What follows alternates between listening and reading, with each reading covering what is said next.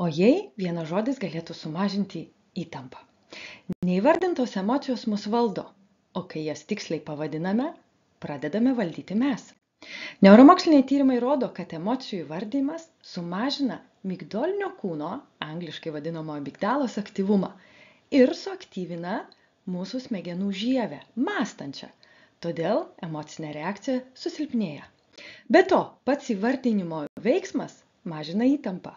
Žmonės jaučiasi ramesni vien dėl to, kad pasako, jaučiu pyktį, nerimą, o gal gėdą. Tyrimai taip pat rodo, kad kuo tiksliau gebame įvardinti savo jausmus, tuo lengviau juos suvaldyti ir tuo geresnė mūsų psichologinė savijauta.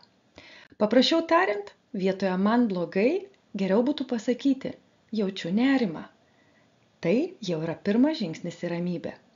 Kitaip tariant, pavadink tam, kad sutramdytum emociją. Tai ne tik gražus posakis, bet ir aiškiai pagrįsta praktika su neuromoksliniu pagrindu bei realiu pritaikymu kasdienybėje. Tai yra tas pats kaip žemėlapis. Kol nežinai, kur esi, negali pasirinkti krypties. Klausimas, koks žodis geriausiai apibūdina tavo dabartinę būseną? Neblogai, o konkrečiau. Tema artima, spausk ir prenumeruok, kad nepraleistum kitų 1 minutės piliulių. Ačiū, kad žiūrėjai.